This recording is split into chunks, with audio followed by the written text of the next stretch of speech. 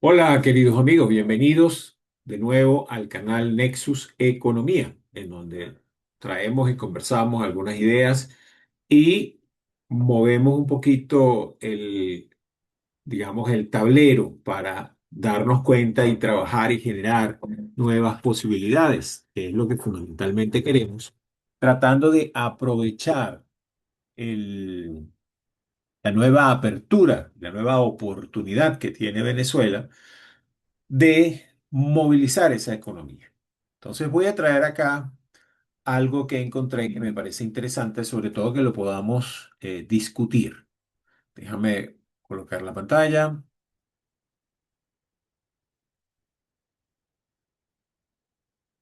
Bien. Esta presentación la he dado, o la he nombrado Anatomía de un colapso. Y esto fundamentalmente lo que nos muestra es lo que ha pasado en Venezuela en los últimos 26, 27 años, desde el año 99 hasta la fecha. Y fundamentalmente lo que va a mostrar son algunas cifras extraoficiales que encontré de, digamos, de distintos medios que lo han publicado y que de alguna manera reflejan cómo está la economía y cómo estaba la economía hace unos 26 años. Entonces, en primer lugar, la idea justamente es presentar un informe, ya que el Fondo Monetario Internacional, a través de la nueva relación que tiene con Venezuela, al igual que el Banco Mundial, están tratando de ver dónde estamos parados, dónde está la economía, dónde están las cifras oficiales, para poder hacer, digamos, comparaciones y para poder estimar qué es lo que nos hace falta y hacia dónde tenemos que ir. El objetivo nuestro es entender con estas cifras el panorama en el que nos estamos moviendo y las posibilidades que nos ofrece la situación actual. Para todos es necesario y para nadie es un secreto que la economía venezolana ha estado realmente afectada por una serie de decisiones que se tomaron que fundamentalmente lo que hicieron fue perjudicar a la mayoría de la población. Baste decir que tenemos un salario mínimo en este momento, 29 de abril del año 2026, de 130 bolívares mensuales. Es decir, 0,26 dólares es el salario mensual que devenga un trabajador en Venezuela. Ese es el salario mínimo oficial, lo cual a todas luces es ridículo. Y lo que se ha hecho es bonificar ese salario. En otras palabras, lo que se paga por salario es apenas 130 bolívares y lo que se paga en bonificación corresponde a una parte que en principio se paga en moneda dura y sin embargo, sumando lo que se bonifica más el salario, no llegamos a los promedios de la región. ¿Ok? Es realmente catastrófico lo que ha sucedido, sobre todo en el manejo de la economía venezolana. ¿Cuál es el problema? Bueno, en el año 99 el consumo era un motor de crecimiento. En el año 2026 es un acto de resistencia. Hemos pasado de un mercado de consumidores a un mercado de sobrevivientes. La transformación digital y el ajuste financiero ya no son para ganar más, sino para poder evitar ser devorados por una estructura de costos que crece en dólares mientras el mercado se encoge en volumen. Hoy día, más que antes, es necesario saber qué pasa en la empresa. Y gracias a Dios, a través de la transformación digital, a través de la digitalización de nuestro negocio, podemos medir cualquier cosa. Y esto es un ejemplo. No estamos transitando, vamos a hacer un símil con un vehículo. No estamos transitando en una autopista que no tiene problemas. Estamos transitando por un camino empedrado en donde hay limitaciones, hay subidas y bajadas. prácticamente tenemos que ir con doble transmisión funcionando, porque simplemente el camino es demasiado complicado como para pensar que podemos eh, atravesarlo sin mayor esfuerzo. Y aquí quiero hacer un llamado a la prudencia, un llamado a a entender, un llamado a estar atento a las señales. ¿Por qué? Porque realmente las cosas están moviéndose a una velocidad vertiginosa.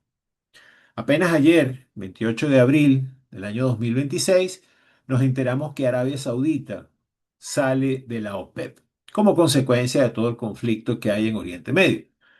Es una noticia que en principio pasa desapercibida, pero es una noticia que puede ser sumamente complicada en la elaboración de escenarios, porque Arabia Saudita tiene el poder de inundar el mercado de petróleo. Y nosotros en Venezuela, que dependemos, porque somos rentistas del petróleo, si el precio del petróleo cae, la situación en Venezuela se va a complicar mucho más de lo que hoy día es.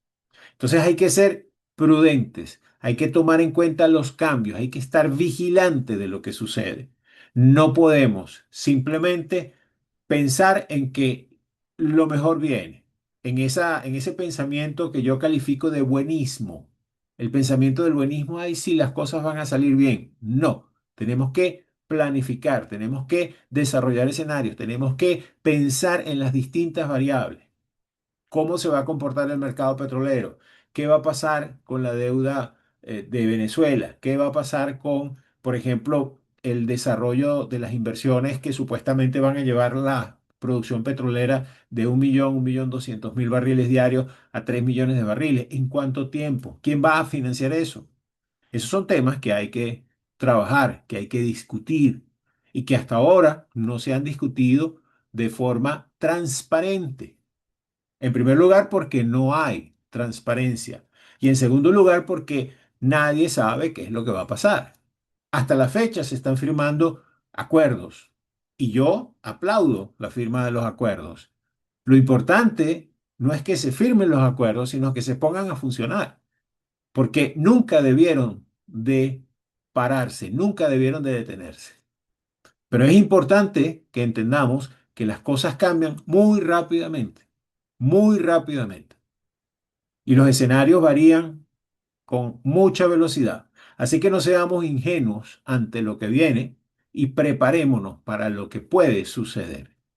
Entonces vamos a discutir este tema porque es interesante las cifras y nos dan una idea de cuál es la situación de Venezuela y por qué razón hemos tenido tantos inconvenientes con los negocios. ¿Por qué razón? Muchos negocios han tenido que cerrar su Santa María. Por esa razón, muchas empresas tienen activos fijos que simplemente están completamente obsoletos y que hoy día tenemos un cementerio de empresas que es necesario buscar una solución.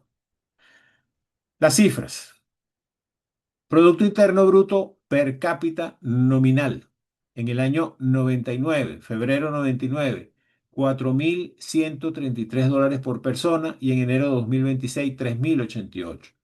Una variación negativa de 25,2% y esta cifra no necesariamente es real. Salario mínimo. En febrero del año 99, el salario mínimo era $203 al mes. En enero del año 2026, el salario mínimo es de 0,36 mensuales, una caída del 99,8%. Eso es realmente una verdadera locura. Mantener un país con un salario mínimo en ese orden es realmente inconcebible. ¿Cómo ha funcionado? Porque de alguna forma los venezolanos hemos buscado soluciones, hemos tenido resiliencia para crecer, pero no es sencillo crecer con esos números. Deuda externa. En febrero del 99, la deuda externa alcanzaba los 28.000 millones de dólares. en enero del 2026 se estima que es de 160.000 millones de dólares. Es decir, una variación de 571%.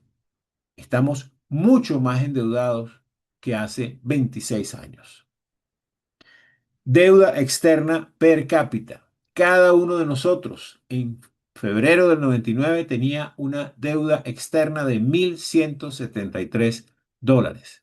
26 años después, tenemos una deuda externa. Cada uno de nosotros, cada bebé que nace en Venezuela, tiene una deuda de $5.970.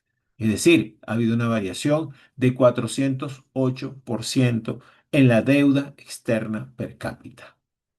Se dice fácil, pero es complicado. Reservas internacionales. En febrero del año 99, las reservas eran de 14.334 millones de dólares. En enero alcanzan los 10.320. Una variación, una caída de 27,9%. Las reservas en oro en febrero del 99 eran de 317 toneladas. En enero del 2026 están entre 52 y 60, es decir, una variación aproximada de 81%. Producción petrolera en barriles por día. En febrero del 99 se producían en Venezuela 3.120.000 barriles diarios. En el año 2026, en enero del 2026, 1.142.000 barriles por día. Una variación negativa de 63,4%. La inflación anualizada. En enero del 98, la inflación era de un 29,5%. Perdón, la inflación entre enero del 98 y enero del 99. Entre enero del 2025 y enero del 2026, la inflación alcanzó cifras del orden de del 600%. Es decir, una variación de 1.800%. Tenemos entonces una economía deprimida, una economía que ha caído, un poder adquisitivo bajo y un incremento realmente impensable de la inflación.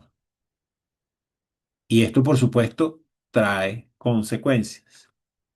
Pobreza extrema. En febrero del año 99, la pobreza extrema era del 11,4 al 15% de la población. Hoy día, en enero del 2026, principios de este año, la pobreza extrema era del 67,5 al 76% de la población. Es decir, tres cuartas partes de la población venezolana están en pobreza extrema. La variación, 500%. Podemos decir muchas cosas, pero esto es también un problema grave social. Esto ha generado, por supuesto, la migración de la tercera parte de la población de Venezuela, buscando mejores oportunidades. Y esto es resultado de no escuchar lo que se dice, de no manejar la situación de forma apropiada. La canasta alimentaria en febrero del año 99 estaba entre 124 y $130. En enero del 2026, entre 535 y $550. Una variación de 430%. Y fíjense esto que también es importante. En febrero del año 99, si nosotros vemos el salario mínimo, que era $203, se podía comprar una cesta básica. Hoy día, para comprar una cesta básica, hace falta prácticamente 24.000 salarios mínimos. Y eso, por supuesto, es una locura. El poder adquisitivo, bueno, lo decía aquí. El poder adquisitivo, se podían comprar 1,6 canastas en el año 99. En enero del 2026 se puede comprar apenas 0,25 canastas, incluyendo el bono. Y que el bono no es el mismo para todos, ¿ok? Porque si hablamos de salario mínimo, por supuesto, el poder adquisitivo es mucho menor. Variación relativa, 85% negativo. Presupuesto de las universidades, lo cual nos indica también a dónde están yendo los recursos del país. En enero del 99 era de 1.150 millones de dólares el presupuesto de las universidades. Pasa a 518 millones de dólares en enero del 2026. Hay una variación relativa de menos 55%. Vemos que estas cifras, vemos que estos números realmente son preocupantes, porque eso implica la necesidad de mejorar prácticamente a nivel transversal en esta sociedad. Veamos un poco el consumo, y estas son cifras que he encontrado un poco al margen de las cifras anteriores, pero que de alguna forma también reflejan el consumo y la caída en el consumo. En el año 99, el gasto total en el mercado masivo, el mercado de consumo masivo, era de aproximadamente 28.000 millones de dólares al año. En marzo del año 2026 es de 18.320, es decir, una caída de prácticamente eh, eh, un 34-35%, es decir, el mercado se redujo a sus dos terceras partes. La inflación en dólares, que eso es un nuevo término que hemos acuñado y que a mí me parece realmente desastroso, porque entonces no solamente estamos hablando de inflación en bolívares, sino de inflación en dólares también. La inflación en dólares entre febrero y marzo del 2026 fue de 7,2%. Es decir, entre febrero y marzo del año 2026, los precios crecieron en dólares 7,2%, lo cual es realmente un incremento que se puede decir que es demasiado alto para lo que está sucediendo. Dos valores más, y un poco lo traigo porque son valores que reflejan el, el consumo masivo. El consumo de cerveza cae de 2.000 a 2.300 millones de litros en el año 2007 al 2009 a 100 o 110 millones de litros en el año 2025, una caída del 95%. Mientras que el consumo de ron es de 135, 140 entre el año 2007 y 2009, es más, hace 15 años, y para el año 2025 fueron 65 millones de litros, una caída del 52%. Y así como esto, prácticamente está todo el mercado masivo. El mercado masivo ha cambiado, lo leía en algunos, digamos, en algunos reportes, que pasa de ser mercados de consumo mensual a mercados de consumo semanal e inclusive interdiario. Hoy el consumidor va al automercado o va al mercado o va al abasto 2 y 3 veces a la semana a hacer las compras del día. Cuando antes se hacían compras de 15 días o de un mes. Esto es lo que ha pasado en el mercado venezolano. Ahora bien, ¿para qué traigo esto y qué significa un poco lo que hemos hablado? Hay una necesidad importante de reinventarse, de reorganizar, de redirigir nuestros negocios, nuestras empresas, para poder enfrentar lo que viene. Las posibilidades están ahí. El cambio es una oportunidad. El cambio me permite transformar, me permite corregir y comenzar de nuevo. Pero es necesario tener un cambio de mentalidad, trabajar en el aprendizaje constante, planificar el cambio para ser parte del cambio de forma efectiva, y la competencia no va a esperar por ti. Si Venezuela se convierte en un polo de desarrollo, en un centro en donde van a regresar las inversiones, muchísima gente va a estar interesado en participar en el negocio. Y van a traer tecnología, y van a traer equipos, y van a traer productos, y van a traer ofertas, y van a traer servicios. Y si nosotros no estamos preparados, simplemente no vamos a poder competir. Dentro de las conversaciones que tengo, yo insisto que nosotros no podemos competir, por ejemplo, con el mercado colombiano, porque es un mercado muy desarrollado. Es un mercado que está acostumbrado a competir. Venezuela ha sido un mercado protegido, sobre todo en los últimos años. Y es un mercado en donde se han acostumbrado a trabajar protegidos. Y se ha creado una situación de colaboración, llamémosla así, entre lo que es el empresariado que aún sigue en Venezuela y lo que sucede alrededor, la sociedad y el Estado. Porque de alguna manera ellos aprendieron a trabajar en esta situación. Sin embargo, el cambio va a hacer que esto se modifique.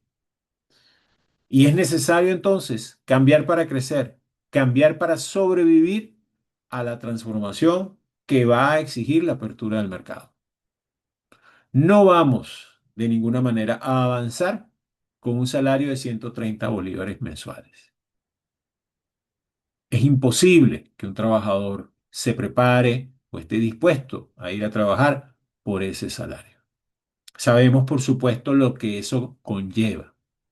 Entendemos la preocupación de muchos empresarios e incluso de personeros oficiales que hablan de el tema de las prestaciones sociales y del pasivo laboral con los aumentos de salario. Y por supuesto, unos aumentos de salario que no estén basados en la productividad van a caer en qué? En un tema de, eh, digamos, de que no van a ser, no va a ser posible pagarlo y que de alguna forma va a tener que aumentar la masa monetaria para poder pagar, es decir, va a tener que imprimir dinero inorgánico para poder pagar. Pero ya hemos aprendido lo suficiente como para entender que ese no es el mecanismo y que de alguna forma tenemos entonces que buscar la forma de producir, o la manera, perdón, de producir productos, servicios, infoproductos y es trabajar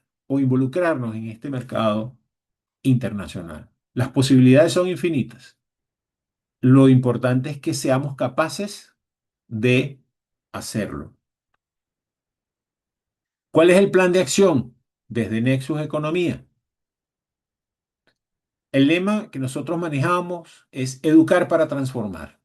La transformación viene de la mano de la educación y de la mano del aprendizaje. Nuestro modelo de negocio tiene tres ejes: aprender, acompañar y transformar. Aprender nuevas técnicas de la mano de expertos en cursos breves y prácticos. No estoy hablando de formaciones largas, estoy hablando de ir al punto. Estoy hablando de trabajar el tema que me preocupa. Estoy hablando de crear líderes, estoy hablando de trabajar mentalidades, estoy hablando de trabajar finanzas, que son la forma o es la forma como yo puedo medir el comportamiento de mi negocio. Y por supuesto, extenderlo en otras áreas si es necesario. Acompañar, porque no estamos solo pensando en cursos, estamos pensando en acompañar a ese empresario, ese emprendedor, a ese gerente, a ese líder, a través de mentorías, asesorías, consultorías y coaching para las organizaciones y prepararlo para lo que viene, entrenarlo para lo que viene, para finalmente transformar. Es decir, tener a una persona que desarrolle nuevas habilidades que le permitan afrontar los nuevos retos. Necesitamos gerentes preparados, necesitamos gerentes capaces de desarrollar negocios serios, desarrollar negocios que generen rentabilidad, desarrollar negocios que generen empleo, productos, servicios, que mejoren la calidad de vida. Eso es lo que necesitamos. Entonces, nuestro plan de acción es aprender, acompañar y transformar. Y particularmente nos encantaría apoyarte en este camino. Mi nombre es Francisco de Liza. Estoy desarrollando este proyecto de Nexus Economía. Tengo 45 años de experiencia en el área de empresas, desarrollando empresas, trabajando en distintas áreas, en el área de producción, en el área de mercadeo, en el área gerencial, y siento que puedo apoyarte para crecer. Y justamente esa es la intención de estas conversaciones. Estoy aquí para poder escucharte y poder conversar sobre qué posibilidades tenemos de apoyarte y crecer. Nos seguimos viendo por este canal.